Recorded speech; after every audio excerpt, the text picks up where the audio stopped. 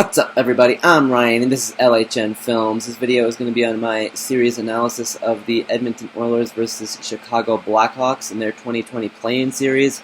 So I want to talk a little bit about Game 4. First, it started off great for Edmonton. Connor McDavid set up Josh Archibald backdoor, who scored like 45 seconds in on Corey Crawford, so it was a perfect start for Edmonton.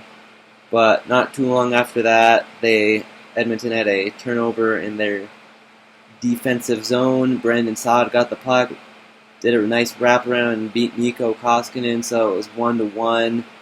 I thought the first few minutes of that game there were a lot more block shots compared to the rest of the series, though that would not sustain for the rest of the game.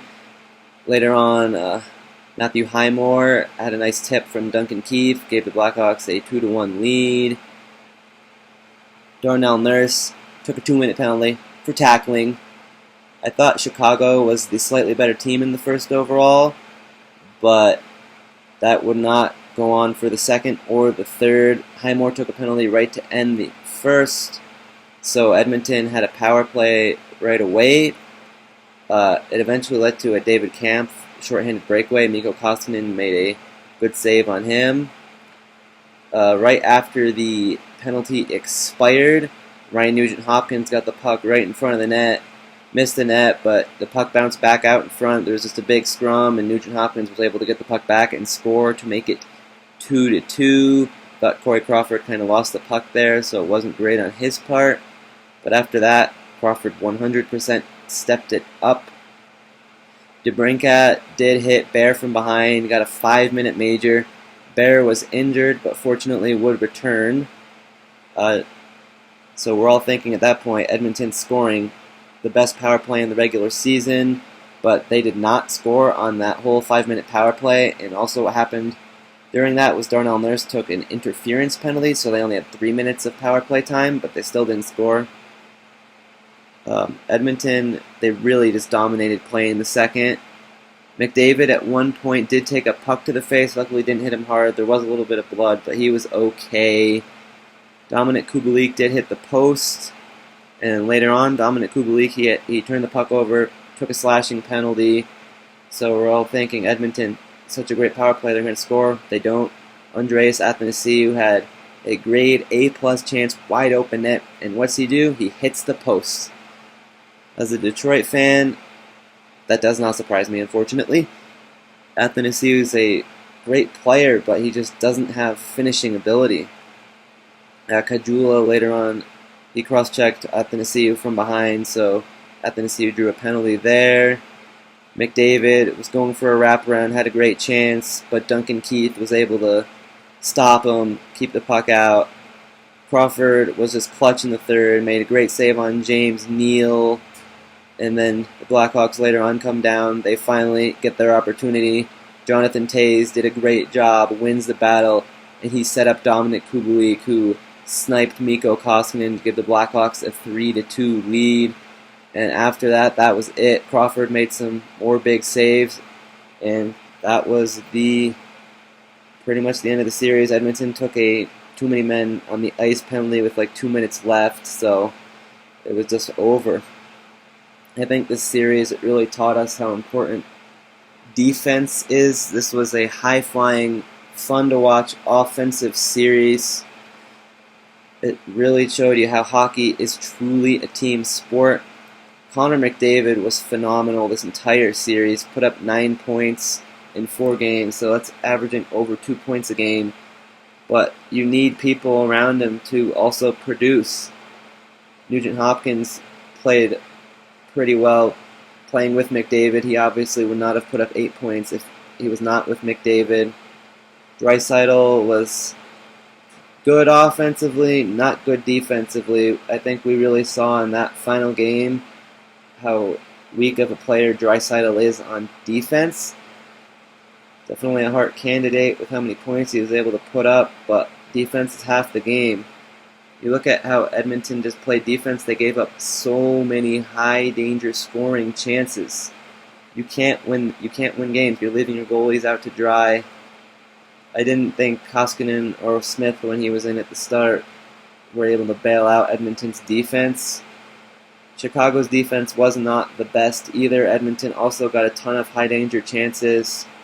I think overall in the series, Chicago did win because they had more high danger chances. A lot of it just came down to defensive breakdowns.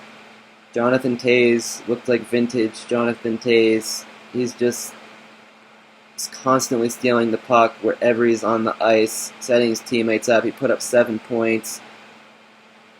He had a phenomenal series. I thought overall for Corey Crawford, I expected him to play better. The first 3 games, I don't think he was very good. He looked a little shaky at the start of Game 4, but after he gave up 2 goals, he was lights out. If he can continue that play, the Blackhawks have a chance of going deep. But if he plays like he did in the first 3 games, the Blackhawks have a 0 chance going up against a team with more depth than Edmonton. I thought that was a big turning point for the series too, is the Blackhawks' depth. I think they outplayed Edmonton. This Edmonton couldn't match Kubalik. I thought Doc had a phenomenal series as a rookie. So did Kubalik. Kubalik was a bit quiet at times, but I think overall he played quite well. I think Chicago's defense was slightly better than Edmonton. I liked Keith's game. I think Keith really stepped it up, proving that he's a playoff performer. Patrick Kane, I don't think he played his best, but played well. Again, it was just those defensive breakdowns. Once Chicago was in the Edmonton zone, it felt like they were going to score every single time. I can't say the same with Edmonton being in the Chicago defensive zone, though they still got lots of good chances, still scored lots of goals. And that Edmonton power play, I said before this series that they relied on it too much to win games, and that came to be true in Game 4 when they did not score a power play goal and then were only able to score 2 goals that whole time. 5-on-5 hockey is very important in the playoffs. I think whoever's the better 5-on-5 team will win, and I think the Blackhawks did a significantly better job at controlling play than Edmonton. 5-on-5. I think the Blackhawks was deeper on offense, a little deeper on defense, and had a better goalie. So it was a good series win for them, taking it in 4 games. I honestly don't think the Blackhawks have a chance to take out the 1 seed in the West, whether that be Colorado or Vegas. Of course, it's hockey. You never know for sure. We'll see. So, as for Edmonton, going into the offseason, they have a lot of potential for next year, but they got to make smart moves. Their offense, I would like to see them bring in a depth piece or 2, get some secondary scoring behind McDavid, Draisaitl, and Nugent-Hopkins, bring in some good defensive forwards. I don't think they had really any good defensive forwards. I think they probably would have liked to have a shutdown line. And their whole defense, I would like to see it change quite a bit. I'm honestly not sure what their cap situation is, but if they could bring in a guy like Pietrangelo, it would help them out tremendously. They need some serious work on defense. Maybe it's the system. Maybe it's the coach. Not entirely sure, but when you have a 12 seed looking like they did in the offensive zone against you, you need some change. So good series win for the Blackhawks. Rough for Edmonton being the 5 seed taken out by the 12. So we'll see how the Blackhawks do in the next round, and Edmonton is going home.